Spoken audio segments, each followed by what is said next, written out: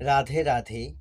গীতার মূল্যায়নের আজকের ভিডিও, জাতপাত নাকি গুণ, শ্রীকৃষ্ণ কি বলছেন শ্রীমদ্ ভগবদ্ গীতার ৪র্থ অধ্যায়ে ১৩ নম্বর শ্লোকের অনুবাদ সহ ব্যাখ্যা করে জানতে পারব।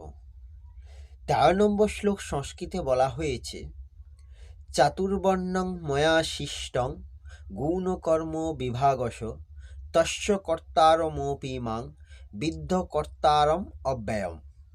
এর অনুবাদ হল, প্রকৃতির ৩টি গুণ ও তাদের সঙ্গে সংযুক্ত কর্ম অনুসারে আমি মানব সমাজে ৪টি বর্ণের সৃষ্টি করেছি।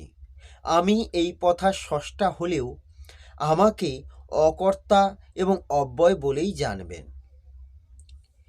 এই শ্লোকের ব্যাখ্যা হল, চাতুর্বর্ণং ময়া সৃষ্টং গুণকর্ম বিভাগশ, অর্থাৎ পূর্বজন্মের কৃত কর্ম অনুযায়ী জীবের সত্ত্ব, রজ ও তম এই ৩টি গুণের তারতম্য থাকে। সৃষ্টির সময় ভগবান এই সমস্ত গুণ এবং কর্ম অনুযায়ী ব্রাহ্মণ, ক্ষত্রিয়, বৈশ্য ও শূদ্র এই ৪টি বর্ণ সৃষ্টি করেন। মানুষ ছাড়াও দেবতা, পিতৃগণ, তির্যক ইত্যাদি অন্যান্য প্রাণীরও সৃষ্টি ভগবান গুণ ও কর্ম অনুসারে করে থাকেন। এতে তার কোনো বৈষম্য থাকে না। চাতুর্বর্ণ অর্থাৎ এই পদটি হল প্রাণীদের উপলক্ষ। এর তাৎপর্য হলো এই যে কেবল মানুষই ৪ প্রকারের হয় না, পশু, পক্ষী, বৃক্ষাদিও ৪ প্রকারের হয়।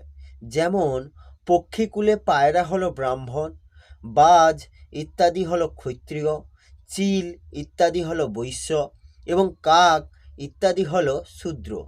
এইরূপ গাছেরও মধ্যে যেমন অশ্বত্থ হলো ব্রাহ্মণ, নিম ইত্যাদি হলো ক্ষত্রিয়, তেঁতুল ইত্যাদি হলো বৈশ্য এবং বাবলা ইত্যাদি হলো শূদ্র।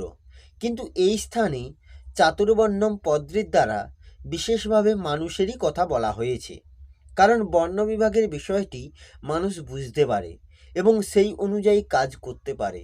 কর্ম করার অধিকার একমাত্র মানুষেরই আছে। ৪টি বর্ণের সৃষ্টি আমিই করেছি, এই কথায় ভগবানের এই ভাব পরিস্ফুট হয় যে প্রথমত জীব তার অংশ এবং দ্বিতীয়ত তিনি সমস্ত প্রাণীর সুহৃদয়, তাই তিনি সর্বদা তাদের মঙ্গলের দিকেই লক্ষ্য রাখেন। এর বিপরীত জীব দেবতার অংশ নন এবং দেবতাগণও সকলের সুহৃদয় নন। অতএব মানুষের কর্তব্য হল নিজ বর্ণ অনুযায়ী সমস্ত কর্তব্য কর্ম দ্বারা তারই উপাসনা করা। তস্য কর্তারমপি মাং বিদ্ধ কর্তার অব্যয়ম। এখানে অকর্তারম পদটি কর্ম করলেও কর্তৃত্বাভিমান থাকে না, এই কথা বলার জন্য উল্লেখিত হয়েছে। সৃষ্টি, পালন, সংহার ইত্যাদি সমস্ত কর্ম করেও ভগবান ওই কর্মগুলি থেকে সর্বতোভাবে অতীত ও নির্লিপ্তই থাকেন। সৃষ্টির রচনাতে ভগবানই উপাদান কারণ এবং তিনিই নিমিত্ত কারণ। মৃত্তিকা পাত্রে মৃত্তিকা হল উপাদান কারণ এবং কুম্ভকার হল নিমিত্ত কারণ।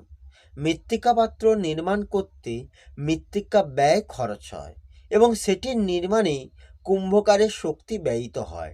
কিন্তু সৃষ্টির রচনাতে ভগবানের কিছু ব্যয় হয় না, তিনি একই প্রকার থাকেন, তাই তাকে অব্যয়ম বলা হয়েছে। জীবও ভগবানের অংশ হওয়াতে অব্যয় স্বরূপই।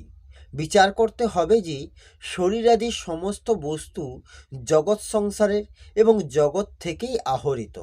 সুতরাং জগতের জিনিস জগতের জন্য ব্যয় করলে নিজের কি ক্ষতি? আমরা তো স্বরূপেই অব্যয়ই থাকি। সেই জন্য সাধক যদি শরীর, ইন্দ্রিয়াদি, মন, বুদ্ধি, ধন, সম্পত্তি ইত্যাদি সমস্ত জাগতিক পদার্থগুলি নিজের এবং নিজের জন্য মনে না করেন, তাহলে তার নিজ অব্যয়ভাব অনুভূত হবে। এখানে বৃদ্ধি পদটির দ্বারা ভগবান তার কর্মের দিব্যতা অনুভব করার নির্দেশ দিয়েছেন। কর্ম করার সময়ও কর্ম, কর্ম সামগ্রী এবং কর্মফলের সঙ্গে নিজের কোনো সম্পর্ক না রাখাকেই বলা হয় কর্মের দিব্যতা। এই হল শ্রীমদ্ ভগবদ্গীতার চতুর্থ অধ্যায়ের জ্ঞানযোগীর ১৩ নম্বর শ্লোকের অনুবাদ সহ ব্যাখ্যা আসবো পরের ভিডিওতে। রাধে রাধে, জয় শ্রীকৃষ্ণ, জয় গীতা।